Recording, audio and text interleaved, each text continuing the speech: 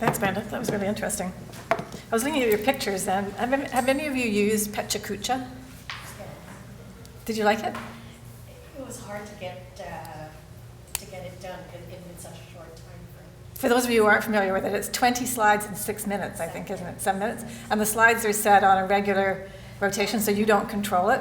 So if you happen not to finish what you're saying before the next slide rolls up, then you either have to stop mid-sentence or do something.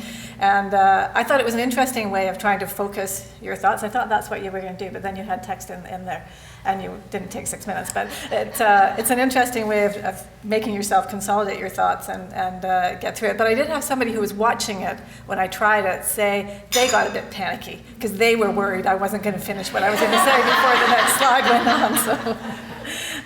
It's interesting, Brenda mentioning Flexner. Before I retired from UBC, I was involved in interprofessional education, but I spent a lot of time in the medical program. So at UBC, for example, they're looking at turning Flexner on its side. So instead of doing 2 years of basic sciences and 2 years of classroom work and then 2 years of clinical, they're trying to turn it sideways and integrate them across the 4 years. How successful it will be in the new curriculum, I don't know.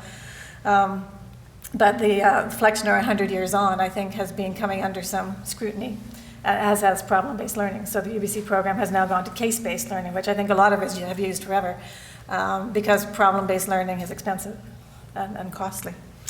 Also, Flexner didn't agree with women in medical programs, so I kind of went off him when I read that. So my task today was to talk about Standard 4 in particular. Now, Brenda's mentioned it. I'm going to just, students used to say to me they got really tired of duplication in the education program, and I used to get a little bit defensive about it because I thought we're not duplicating, at least I hoped we weren't, but we were sometimes repeating because sometimes repetition is good because it helps to consolidate the thinking. So you'll notice a little bit of repetition here, a good thing, I hope. So Standard 4 and quality improvement. The question was, what is the relationship between Standard 4 and CQI, and how is it related to quality assurance throughout the education's component parts? So a reminder with Standard 4, accreditation documentation must explicitly describe and include evidence that the educational program maintains an effective process of continuous self-assessment, planning, and improvement. And again, there's a documented plan, the program collects data, the program analyzes and synthesizes that data.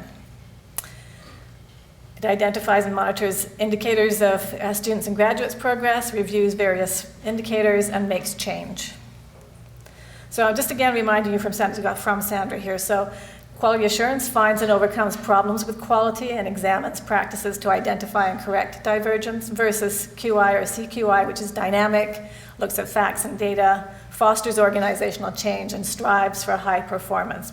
Both strive for quality, both use measurement. CQI focuses on product and process, looks ahead, internally motivated, consumer and expert focused, and looks at the big picture concurrently, collecting and analyzing data. So if we look at the connection between Standard 4 and CQI, I'm going to go to the Pdsa Cycle. And when you look at this, if you go back and look at the Pdsa Cycle, I think the newer language is actually Pdca, Plan, Do, Check, Act, rather than Study and Act, but I've used the Pdsa. So if we look at maintaining an effective process of continuous quality improvement, so the plan would be the documented plan for program evaluation coming straight from the criteria. The do would be the collects data.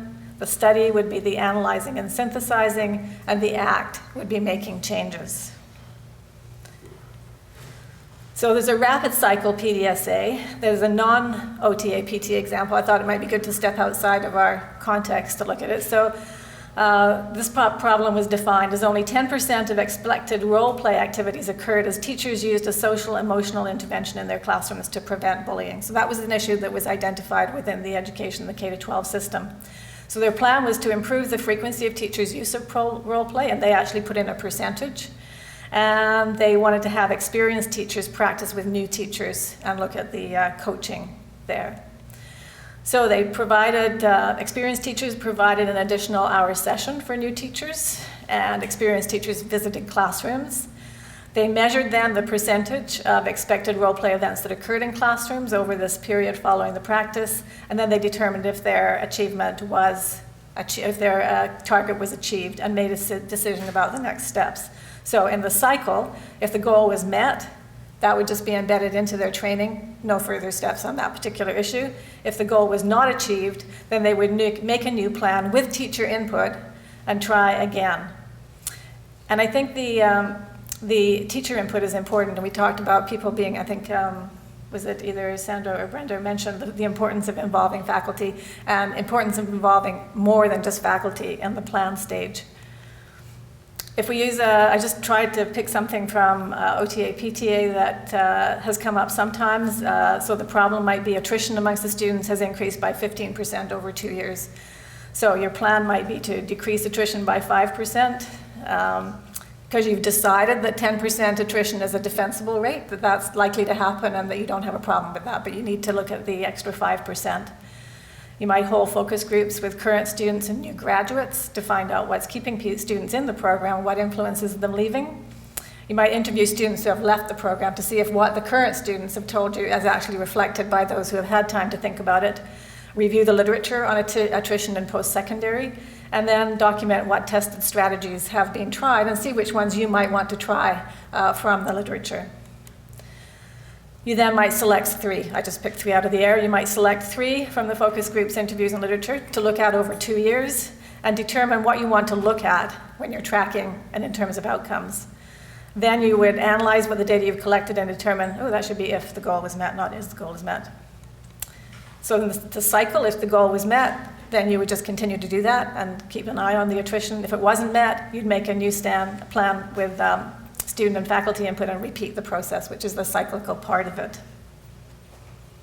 I think when I was thinking about the plan part and thinking about who's involved, and I was thinking about faculty, students, community members, and I was thinking about this move to patient involvement in health professional education. I don't know how many of you have patients involved in teaching your students?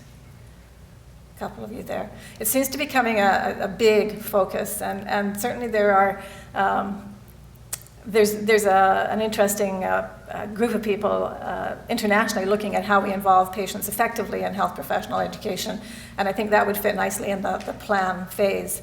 In looking at patients coming in and telling their stories, that's one way, but actually getting patients involved in writing learning objectives and in actually doing some of the teaching. People seem to be nudging more to this authentic involvement of patients in health professional education. And I know I was involved when I was at UBC, I was involved in, with this group. I'm looking at, what was it? I can't remember which. It was a particular support group, and we involved them in actually setting learning objectives and doing some workshops. It was epilepsy, doing workshops with groups of nursing, pharmacy, and medical students.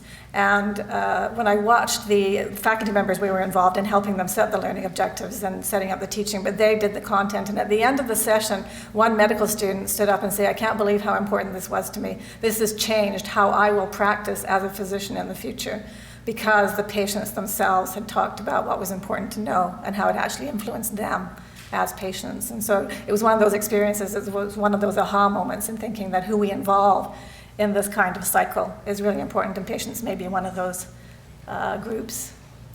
So I wanted you at your tables just for just 3 or 4 minutes, because I think we have time, don't we? We have time. If you take the pads that are on your table, because I'd like you to write down, and leave it on the table so we can learn from your thinking. To identify a problem or an issue that's relevant to both of you within your programs, could be student, faculty, assessment, curriculum, whatever. Write a plan, just a couple of sentences, including a goal, about what you might do about that issue, and talk about who would be involved, what kind of data you might collect, how you'd collect it, and how you might analyze it. And just jot some things down on the pieces of paper and leave them on the table there. So we'll give you maybe 5 minutes?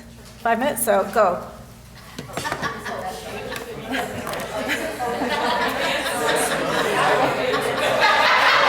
Is there anybody who's willing to share their issue and their plan? Anybody? Yes, Grace. So we were talking about the accuracy of the accuracy of fieldwork evaluation from preceptors, and are we getting a standard between preceptors?